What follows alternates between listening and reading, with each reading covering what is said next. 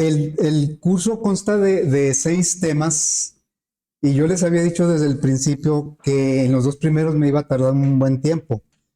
Apenas terminamos los 2 primeros, pero creo que vimos todo lo necesario para irnos un poquito más rápido en los demás.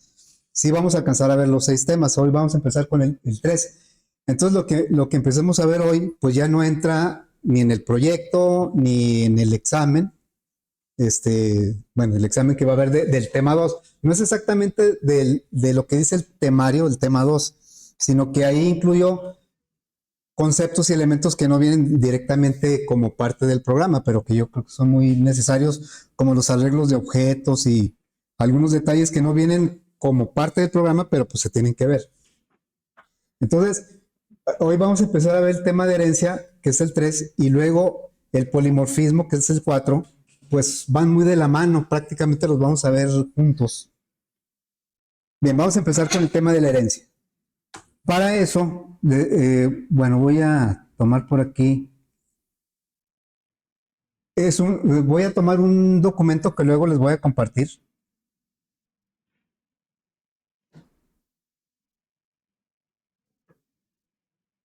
Notas de herencia.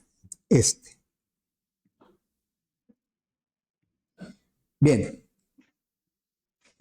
¿Qué podemos entender por herencia? Así en términos generales, ¿cómo entendemos el concepto de herencia? ¿Qué significa? Acuérdense que la programación orientada a objetos, todos los conceptos provienen del mundo real, de cómo se comportan, cómo interactúan los elementos, objetos del mundo real. Entonces, ¿cómo entendemos nosotros la herencia? Algo que se comparte, ¿a quién? ¿Pero en qué nivel de jerarquía? Pero a ver, por ejemplo, hablando de la herencia, ¿verdad? Una herencia, cuando oímos la palabra herencia, nos imaginamos que sí se comparte, pero ¿quién a quién? Padre a hijo, ¿sí? Es algo que se comparte padre a hijo, madre a hijo. Entonces hay una jerarquía y más o menos es la idea que maneja la herencia en programación orientada a objetos, porque dijimos que los conceptos vienen de ahí. Entonces dice aquí que la herencia permite crear una clase a partir de una que ya existe, como ocurre en la vida real.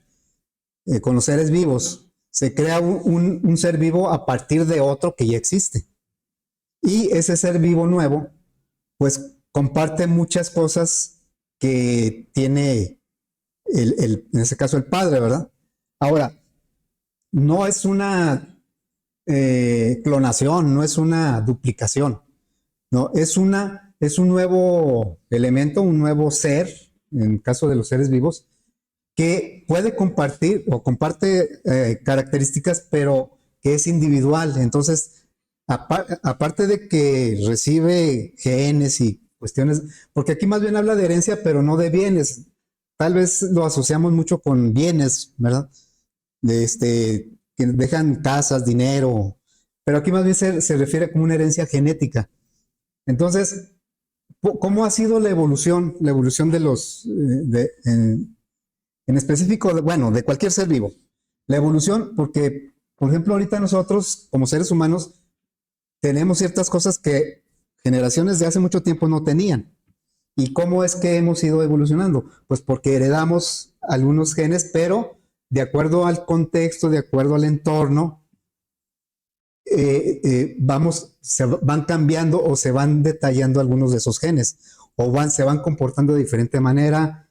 Hay, ahorita yo, no sé, por ahí he leído que ahorita las muelas del juicio que ya muchos no le están saliendo, o sea, son evoluciones que parten de las necesidades que en ese momento se van presentando. Entonces, cuando hablamos de herencia, es porque una clase que ya existe va como a tener un hijo, pero ese hijo sí hereda lo que tiene la clase padre, pero le puede aportar más cosas. Se va como a independizar un poco. Entonces, ese es el concepto de herencia. Ahora, nosotros, como muchas cosas, muchos conceptos que hemos visto ya, hemos aplicado el concepto de herencia sin haberlo conocido. Estoy hablando específicamente de la programación, de Java. ahí ya hemos utilizado el concepto de herencia, pero pues sin ser conscientes de que hay ese concepto, digo, si no lo conocemos. Bueno, entonces, aquí van a aparecer otros términos. Fíjense que no son muchos, son poquitos términos. Lo que es la parte de herencia y polimorfismo, más que conceptos nuevos o términos nuevos, palabras nuevas o instrucciones nuevas, es un concepto nuevo, diferente. El concepto es el que hay que entender para poder aplicarlo. Entonces, cuando nosotros hablamos de una clase nueva, a esa se le llama subclase, clase derivada o clase hija. La nueva, la que se va a generar a partir de la que ya existe. Normalmente yo el término que más uso es el de clase hija, porque creo que es el que, como que es el más práctico. Pienso yo que es el más práctico. Pero si digo clase derivada es lo mismo que clase hija, o subclase es lo mismo. Y la clase de la cual se deriva, de la clase que ya existe, se le puede llamar superclase, clase base o clase padre. Entonces los términos que yo más voy a usar son clase padre y clase hija, porque me parece que es más claro el concepto. Más claro a cómo lo manejamos nosotros en la vida real. Bueno, ahora, ¿cuál es el beneficio de la herencia? Pues la reutilización del software. Si nosotros creamos una clase a partir de otra que ya existe, esa nueva clase va a saber hacer todo lo de la clase padre y le va a agregar algo individual, se va a especializar. Las clases hijas se especializan sobre lo que hacen las clases padres. Entonces, de esa manera, cuando tenemos varias clases hijas en varios niveles, pues cada una va a ser, va a saber hacer más cosas y más cosas más especializadas. Y la idea, pues, es que si va a haber un cambio a nivel de la clase padre, pues ese cambio se va a generalizar o se va a comunicar a todas las clases hijas. Bueno, entonces, por aquí viene un concepto, tomé del libro de Deitel, y aquí viene un pequeño ejemplo. Dice, en este diagrama, acuérdense que el diagrama de clase es bien simple, bien sencillo, pero a veces no lo hacemos o le cambiamos algún detalle, no le ponemos las rayitas o no le ponemos el rectángulo, pero tiene que ser así. Formalmente es un rectángulo dividido en tres y arriba va el nombre de la clase, en medio van los atributos o datos, las variables, y abajo van los métodos. Entonces aquí tenemos una clase A. Dice, en el siguiente diagrama de clases representa la herencia entre dos clases. En este caso, la clase B hereda de la clase A. A veces nos confundimos y decimos, ¿cuál es la clase padre y cuál es la clase hija ahí? Bueno, la clase padre viene siendo A y la clase hija viene siendo B. Aquí yo puse en diferentes colores los tres términos con los que podemos identificar. Si yo le llamo clase padre a A, pues B es su clase hija. Si yo le llamo clase base a A, B es su clase derivada. O si le llamo superclase A, B es su subclase. Bueno, ¿y cómo está definida la relación? ¿Cómo juntamos o cómo decimos que B es hija de A? Bueno, es con una flecha entre las dos clases. Y de la clase hija sale la flecha y llega a la clase padre. Se los digo, pues sí, parece muy sencillo y está muy sencillo, pero a veces nos confundimos y las vemos al revés. Y entonces al codificar hacemos todo mal. Bueno, entonces aquí la clase B es la hija de la clase A. La flecha parte de la clase B y llega a la clase A. Parte de la clase hija llega a la clase padre. Y vean cómo la flecha que se utiliza es hueca, no es sólida. Aunque en algunas representaciones a veces se le pone aquí como sólida, cuando es una representación no tan formal, pero ya hablando del diagrama UML, la flecha tiene que ir de la clase hija a la clase padre, pero la flecha hueca. Porque si la flecha fuera sólida ya quiere decir otra cosa. Bueno, entonces dice aquí, se puede decir que la clase B es hija de la clase A, ¿verdad? Bueno, o que la clase B es clase derivada de A, o que B es subclase de A, dependiendo de cómo lo especifiquemos. Pero yo ahorita aclaré que el término que más voy a usar es clase hija y clase padre. O simplemente se dice que B es un A. Es como cuando nosotros, nuestros padres, yo que me apellido López, ¿verdad? A mí muchos me dicen es un López, porque mi papá se apellida López. Entonces, pero mi papá no es López porque yo sea López, ¿verdad? Yo soy López porque mi papá es López. Entonces, hay que mantener esa relación. Dice, análogamente se puede decir, bueno, eso ya lo dijimos. Para representar la relación de herencia entre dos clases se usa una flecha, ya bueno, eso ya lo dije. Ese documento, como les digo, se los voy a compartir. Y de este diagrama se pueden concluir, entre otras, las siguientes afirmaciones. Voy a ver si puedo tenerlo duplicado. Ahí está. Creo que sí. Para ver el diagrama junto con las afirmaciones que dice. A ver, ahí tenemos el diagrama.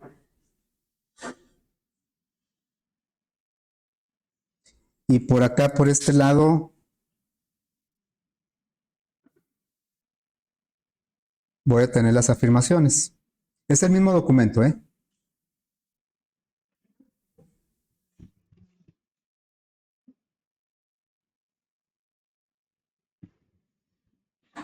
Bueno, dice aquí. De este diagrama podemos concluir algunas afirmaciones. Y esto, como les digo, en código realmente no vamos a ver muchas cosas diferentes o nuevas. Cuando implementemos la herencia ya en código, realmente las instrucciones son poquitas, pero lo que hay que entender es el concepto. Entonces dice, un objeto de la clase A tiene dos atributos, W y X, ¿verdad? Con dos métodos, el 1 y el 2. Esta es la clase padre. Un objeto de la clase B, ¿cuántos atributos tiene? Bueno, directamente tiene 1, pero por herencia tiene también la W y la X. Entonces, por eso dice que un objeto de la clase B tiene tres atributos, W, X y Y. Y tiene tres métodos, 1, 2 y 3. Cuando yo creo un objeto de la clase B, automáticamente hereda los métodos 1 y 2 y los atributos W y X. Bueno, luego dice, para un objeto de la clase B, tanto los atributos WX como los métodos 1 y 2 los tiene por herencias. ¿Por qué tiene un objeto de la clase B? ¿Por qué tiene el método 1 y el método 2? Pues los tiene por herencia. Se los está heredando su clase padre. No obstante, en lenguajes como Java no tiene acceso a los elementos heredados cuando son privados. Por ejemplo, aquí, menos, si recordamos qué quiere decir, es privado, ¿ah? Entonces, un objeto de la clase B sería hijo de un objeto de la clase A. Pero, aunque herede W y X, como son privados, no los puede utilizar. O sea, sí los tiene visibles, pero no los tiene disponibles. Es como si un padre le dice al hijo, te voy a heredar una camioneta, la Cheyenne, pero no la puedes usar. ¿Sí? Entonces, eso parece un contrasentido. ¿Para qué me la hereda si no la puedo usar? Bueno, eso, ¿cómo se hace? O como cuando los padres dicen, yo le voy a heredar no sé, una cierta cantidad de dinero, pero con un candado hasta que cumpla tantos años o hasta que termine una carrera. Entonces, están poniendo un nivel de seguridad. Sí se lo va a heredar, pero no lo puede utilizar así nada más porque sí. Entonces, en este caso, un objeto de la clase B, aunque B tiene conocimiento de que W y X los hereda, no los puede usar porque son privados. Eso, como les digo, es relacionado con la seguridad. Es una seguridad porque si esto lo dice, bueno, para que lo puedas heredar te lo voy a poner público. Pero entonces si lo pone público, pues no solo tiene acceso los hijos, sino cualquier otra clase que acceda un objeto de la clase A. Entonces, por eso, nosotros siempre, bueno, yo siempre he dicho que los atributos por definición, no por definición, sino por seguridad, los atributos deben ser privados. Entonces, si esos atributos son privados y se los hereda a una clase hija, esa clase hija los ve, pero no tiene acceso a ellos. ¿Cómo va a tener acceso a ellos? Bueno, pues puede ser a través de los métodos un get o un set, pero pues eso podemos decir, pero un método, un get y set, no solo va a tener acceso a los hijos, sino cualquier otra clase. Bueno, luego vamos a ver ahí un término medio. de cómo un atributo o un método lo puede heredar y lo puede utilizar la clase hija, pero no lo pueden utilizar otras clases que no sean hijas. Bueno, y luego dice, es posible crear un objeto de la clase hija en una referencia de la clase padre. Esto es de lo que más vamos a utilizar. Dice, es posible crear un objeto de la clase hija en una referencia de la clase padre. O sea, yo puedo, vamos a ponerlo por aquí.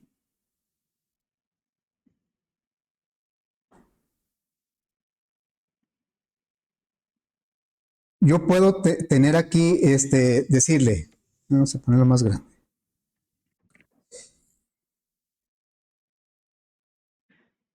Estamos acostumbrados a hacer esto, por ejemplo, A es la clase, ¿verdad? Y luego voy a poner 1 es igual a new A. Esto es lo que hemos hecho siempre, que creamos un objeto que de la clase A con un constructor de la clase A. O lo hacemos así, B2 es igual a new B.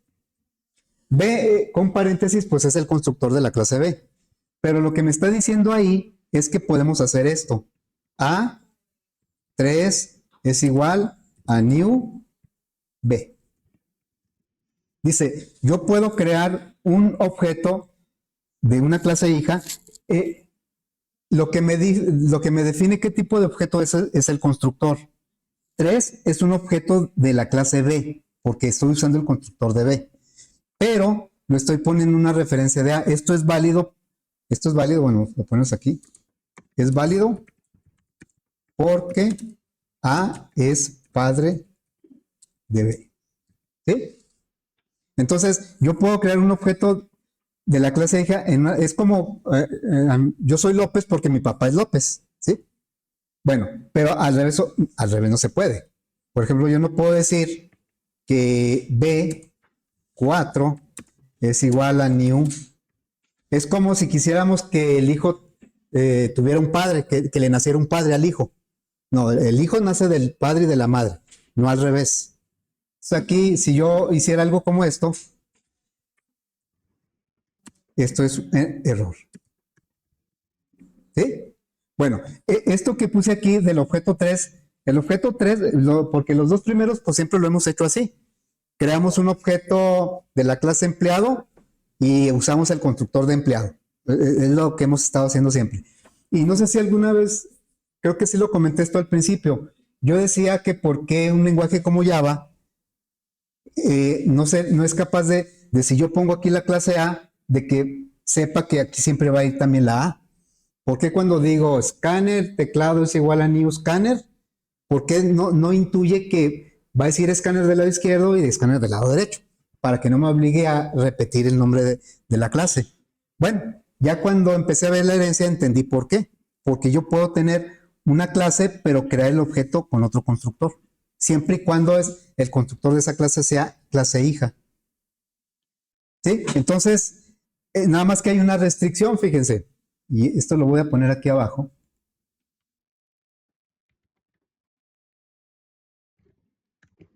A ver, dejen poner así porque así. Esto va a ser muy útil de entenderlo, de que yo puedo crear un objeto de la clase hija en una referencia de la clase padre, no al revés, pero con una restricción. En este caso estamos creando el objeto 3, ¿verdad? Porque aquí, miren, aquí arriba, en este caso, caray, así. En este caso, yo puedo decir, 1 es un objeto de la clase A y se comporta, vamos a ponerle un poquito más grande esto, y se comporta como una.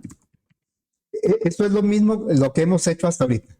Yo creo un objeto de la clase automóvil, le pongo automóvil, Chevy es igual a new automóvil y Chevy es un automóvil y se comporta como automóvil. Bueno, eso es lo normal, podríamos decir. Y acá, pues, 2 es un objeto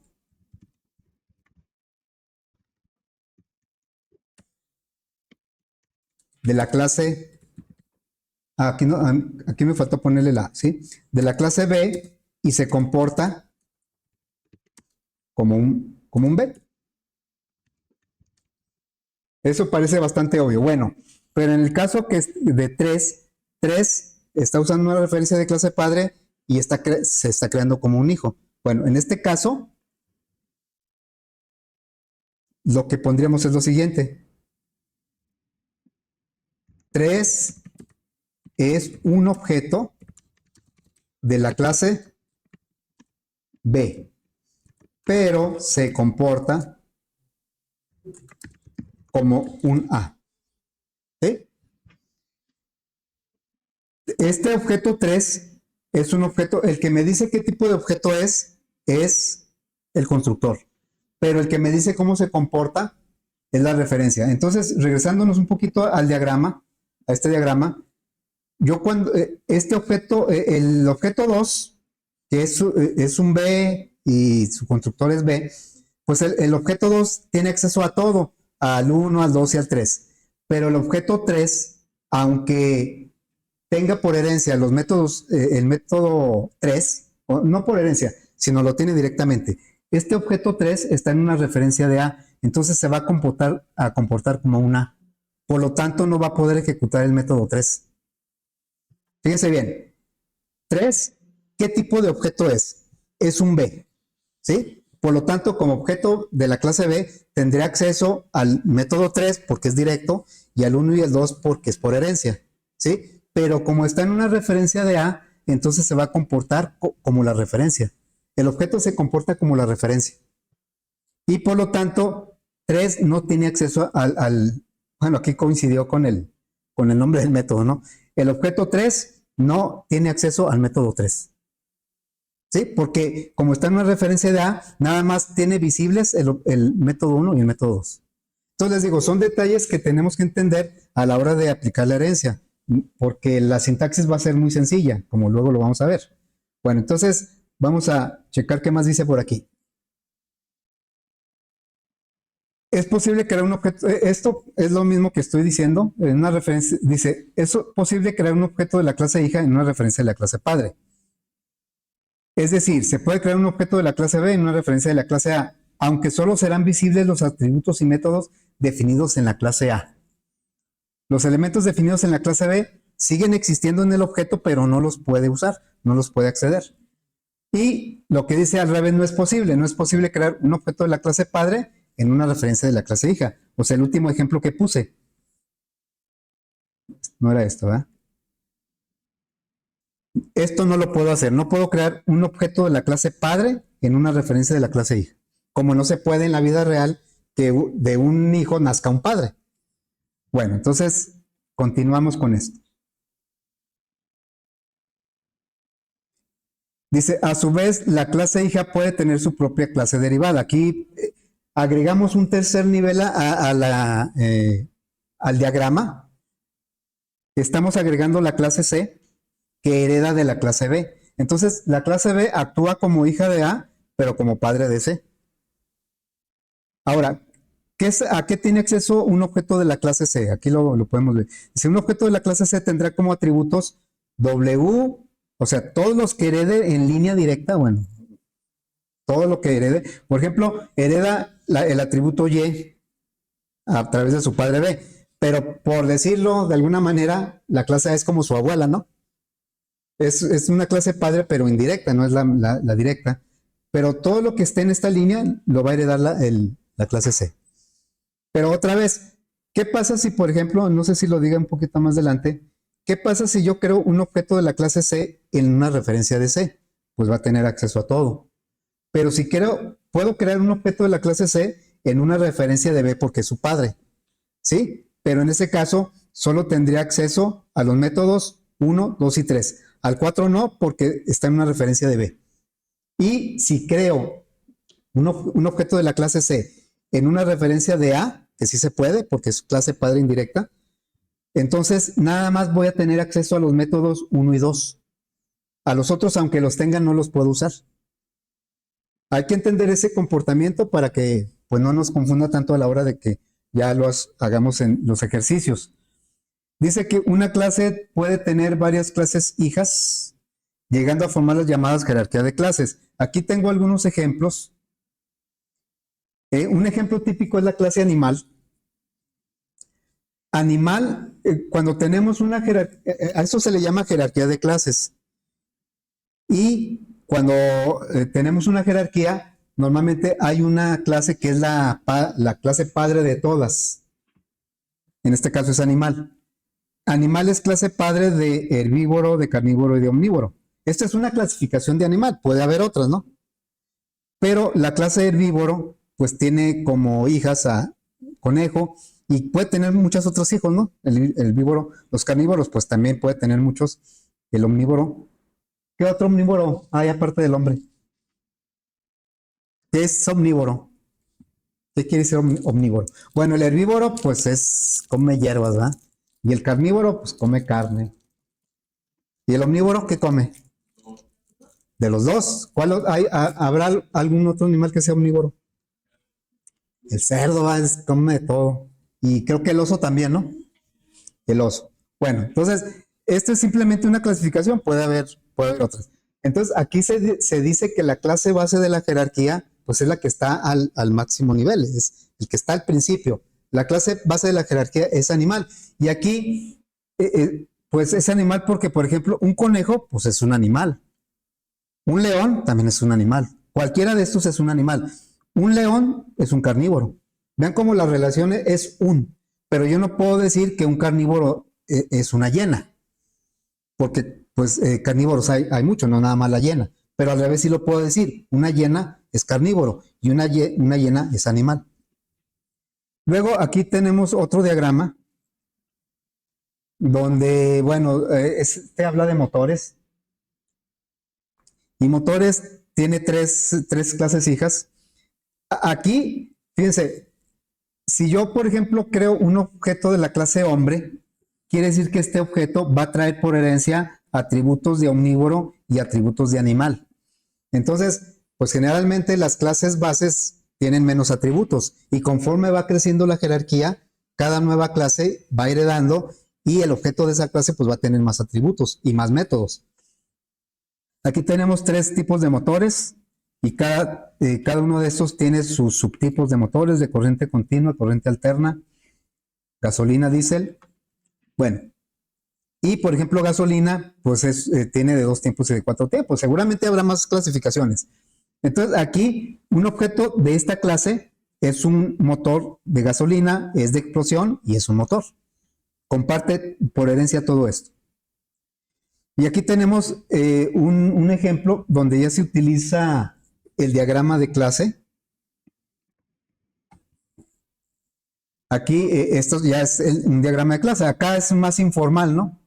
Acá es nada más una clasificación, no tiene atributos ni métodos. Aquí ya tiene... Y vean cómo aquí sí se respeta que sea una flecha hueca. Un taxi es un vehículo, un autobús es un vehículo. No podemos decir al revés, un vehículo es un taxi, porque no siempre va a ser un taxi. Bueno, y entonces aquí, en este ejemplo, si yo creo un objeto de la clase taxi, ¿qué atributos va a tener?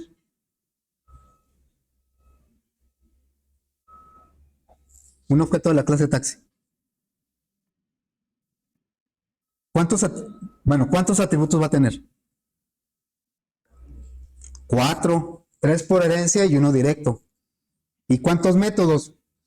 Aquí es la generalización de un vehículo, ¿verdad? Y luego ya cada tipo de vehículo aportará diferentes atributos, diferentes métodos. Si yo creo un objeto de la clase taxi en una referencia de taxi, va a tener acceso a todos estos métodos, a estos 3 más estos 2. Pero si yo creo un objeto taxi en una referencia de vehículo, es correcto, pero solo tengo acceso a estos 3 métodos. ¿Sí? Y eso tal vez ahorita pudiera parecer una desventaja, pero conforme vayamos viendo ejercicios, espero que se entienda por qué es de esa manera. No, los atributos también, pero tienes razón, yo he hablado más de los métodos, pero no, hereda los atributos. Lo que pasa es que si los atributos son privados, aunque los herede no los puede usar. Pero sí, hereda atributos y métodos. hereda todo. Pero depende del nivel de protección que tengan esos atributos o métodos heredados, es como tiene o no acceso la clase hija. Nosotros podemos pensar, es que si es una clase hija, pues debe tener ciertos privilegios, ¿no? Pero aún así la clase padre dice, no, yo te voy a dar acceso nada más a lo que creo que te conviene. Lo que pasa en la vida real, que los padres nos aconsejan a los hijos o uno como padre aconseja a sus hijos, bueno, se supone que buscando eh, que haga bien las cosas, que le vaya bien y todo eso, y a veces el hijo pues no entendemos, ¿verdad? A veces los hijos no entendemos. Y por eso el hijo tiene que proteger ciertas cosas, no le puede dejar todo así, todo libre. Entonces por eso cuando una clase padre decide que la clase hija no deba tener acceso así libre, pues entonces lo pone como privado. Pero entonces, si quisiera que tuviera acceso, lo tendría que poner como público y nos iríamos al otro extremo. Debe haber algo intermedio, eso lo vamos a ver luego. Muy bien. Y luego dice, note como una clase padre puede tener una o más clases hijas. Aquí lo vemos. La clase padre tiene 2 hijas. Acá, la clase padre, la clase padre tiene 3 hijas. Y esta clase padre tiene 2 hijas. ¿Sí? Bueno, pero una clase no puede tener más de una clase padre. Fíjense, en la vida real, digamos los seres humanos, ¿cuántos padres tenemos? 2, ¿no? Tenemos 2 padres. ¿Sí? Bueno, en Java no se puede eso. Una clase no puede tener 2 padres, ni mucho menos 3, ni. Bueno, cuando una clase hija no puede tener más de un padre, a eso se le llama herencia simple. Herencia simple es cuando la clase hija solo puede tener un padre. Y herencia múltiple es cuando una clase puede tener más de un padre. Aquí en los ejemplos que vimos, a ver, ¿alguna clase tiene más de un padre? Ahí, un padre sí tiene varios hijos, pero una clase tiene más de un padre. No, herbívoro nada más tiene el padre animal. Hiena nada más tiene el padre carnívoro. Esto es herencia simple. Aquí también, ¿verdad? O sea, estos ejemplos que yo puse son de herencia simple porque es la que vamos a manejar. Java no maneja herencia múltiple. Si, por ejemplo, aquí, no sé, gasolina, tuviera un padre explosión y un padre eléctrico, entonces ahí eso ya es herencia múltiple. Es lo que está diciendo acá. Dice, note como una clase padre puede tener una o más clases hijas, pero una clase no puede tener más de una clase padre. A esto se le conoce como herencia simple. Cuando una clase tiene más de una clase padre, entonces eso es herencia múltiple. Pero Java ni C# la soportan. ¿Cuál lenguaje sí maneja herencia múltiple? C++. C++. C++ es un híbrido. C# y Java son lenguajes orientados a objetos, totalmente. C es un lenguaje estructurado y C++ es un lenguaje híbrido. C++ se tomó C como lenguaje estructurado y se le agregó lo de orientado a objetos. Entonces, por eso C++ maneja estructurado o orientado a objetos.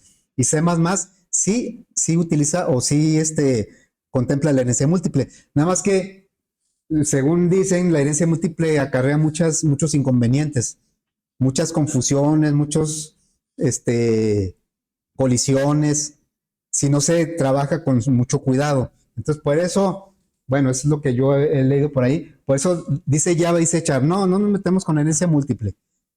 Vamos a tener solo herencia simple. ¿Y cómo le harían para que una clase pudiera tener más de una clase padre? Bueno, hay otros mecanismos que luego vamos a ver. No precisamente clases padres, pero sí, una clase sí puede heredar de diferentes clases o interfaces. Bueno, entonces recuerden, Java no maneja herencia múltiple y solo vamos a ver la herencia simple. Un ejemplo así muy que ya hemos utilizado bastante. No cargué NetBeans. Me voy a anticipar un poquito a cómo es la sintaxis para manejar la herencia. Eso está en otro documento. Pero porque fíjense,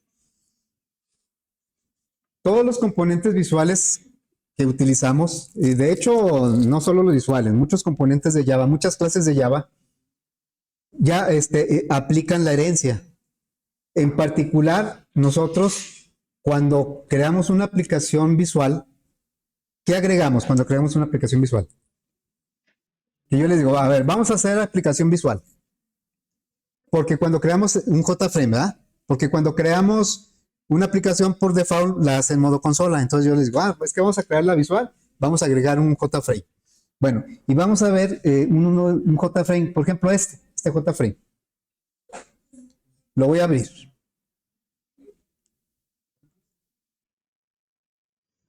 Y me voy a ir al código fuente.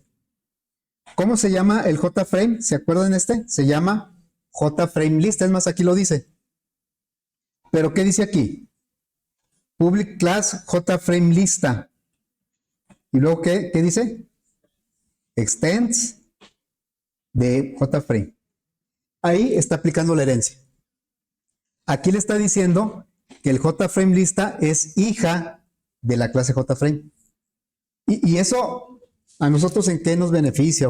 ¿Se imaginan que nosotros tuviéramos que implementar todos los métodos que tienen JFrame, todas las propiedades, o sea, si no utilizáramos esta simple instrucción, aquí se está aplicando la herencia. La sintaxis para establecer herencia entre dos clases en Java es la palabra extends. Extiende el comportamiento.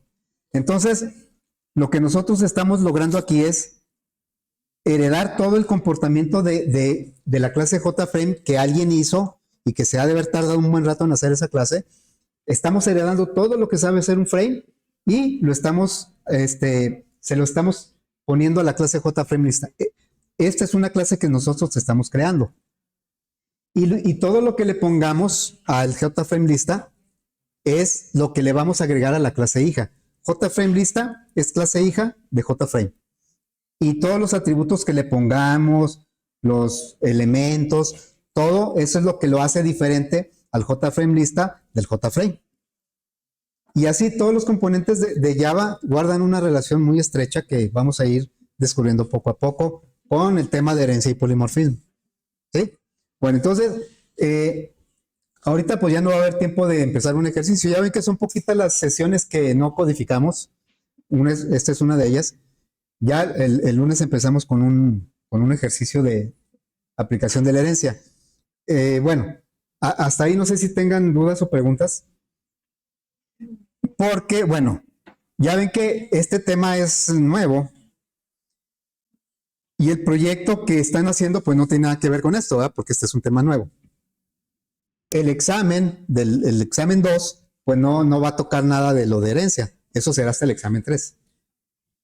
Y también la próxima semana, pero no sé qué día porque ahorita no lo sé, les voy a aplicar una actividad que algunos ya la han hecho en la materia anterior, una actividad que puede ser un crucigrama o puede ser un juego del ahorcado. Ya ven que para el primer tema, para el primer proyecto, yo les encargué una tarea, una consulta, y esa es también parte de la calificación. Entonces, esta actividad que les estoy diciendo se va a hacer aquí en el aula, en la plataforma, como cuando presentan el examen. Y más o menos lleva como media hora, o sea, por eso no sé exactamente qué día la voy a poner, pero puede ser cualquier día de la próxima semana, ¿eh? Ya inclusive ya ni les voy a avisar cuándo. ¿Y qué es lo que van a hacer o a responder en ese juego? Pues se les van a poner conceptos de lo que hemos visto y que ustedes lo completen la palabra. Y van a tener un cierto número de oportunidades, es el juego del ahorcado. Y si no la completan, pues se van a ahorcar, ¿verdad? Esa es la idea. Entonces se los comento ahorita porque no sé, puede ser el mismo lunes o el martes, no sé cuál día va a ser, pero va a ser un día de la próxima semana, ¿sí?